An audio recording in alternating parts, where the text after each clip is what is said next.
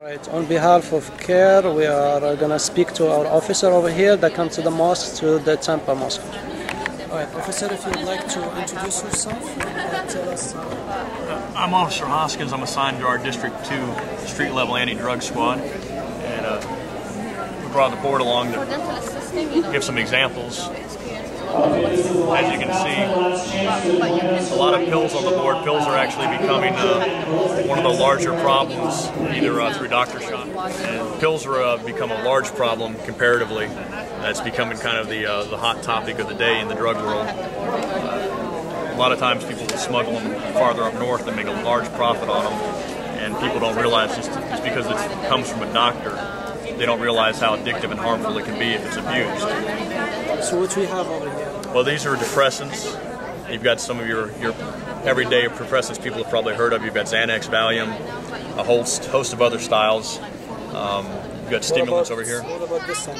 These are all your cannabis, marijuana-based things. You've got cannabis, you've got joints to smoke it with. You've got different types of hashish. It's all THC-based type narcotics. Over here, some examples of cocaine and heroin. You've got your powder versions, and in the case of cocaine, you've got crack, which became a huge problem back in the late 80s into the 90s.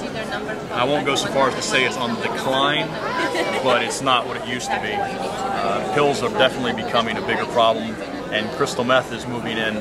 So what's the preventive measures that the police has taken to make this type of drugs? Well, preventive measures would be twofold. You've got preventive measures through community affairs and crime prevention, where we come out to organizations like this with handouts and our board, and we speak about drug prevention. And then obviously there's the enforcement aspect of where we seek out and find the people who are dealing or using these, and we take the necessary law enforcement action to take them off the streets and hopefully put a stop to it.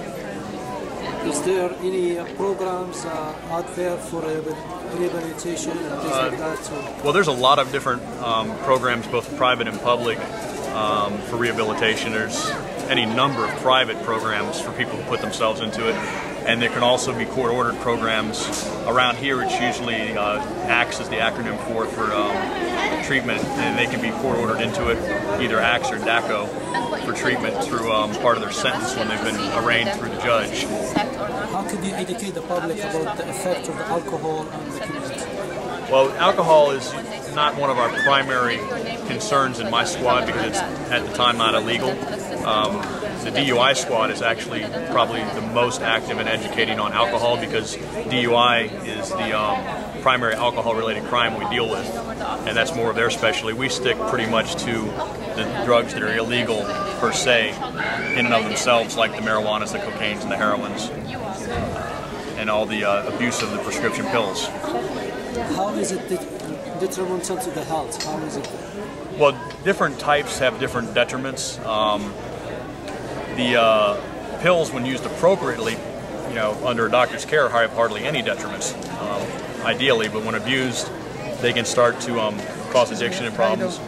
Heroin, cocaine, methamphetamine, all three of those are probably the most damaging, and long-term use will just break a person's body and brain down.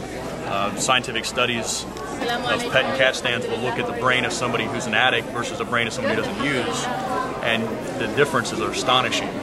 You can see the brain deterioration on these different medical tests. Anybody who uses these drugs for a long period of time, you can tell just based on their appearance how badly it breaks them down, and any one of them can kill you the first or last time you use it without warning. Thank you, officer, and you're welcome. My pleasure. Tampa Community Health Fair, sponsored by Cair Tampa. I want to remind you again that the Bloodmobile is parked outside, and if you donate blood, you save 6 lives. And there's a shortage right now in Tampa Bay, so they really need you to donate if you can. That's right outside, and you just step onto the bus, they'll get you squared away. Also, again, we have bone marrow screening, we have glucose screening, and we will be doing another presentation after the prayer. The prayer will begin at 2 p.m., so please be prepared for that as well. And now I have Brother Rachidm from the Executive Committee of Cair Orlando. He wants to make an announcement regarding a Quran project that we're doing. Assalamu alaikum. Thank you for Cair Tampa for having us this evening. welcome all the participants, and this is an open house. Welcome, this is your house, the house of Allah, and we are gladly and proudly, on behalf of Cair Rachidm, representing this project about the Quran. So you can sponsor the Quran through different ways. Either through Cair, go to www.cair.com, look for Explore Quran, and through there you can give all your information and sponsor the Quran.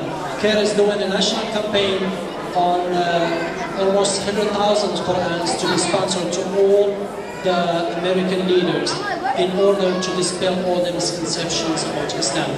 And you can support that, like I said, by going to www.cair.com. Assalamu alaikum, and thank you very much. So on behalf of Cair Tampa, we have invited police from Tampa that they're going to educate the public about drugs and preventive measures.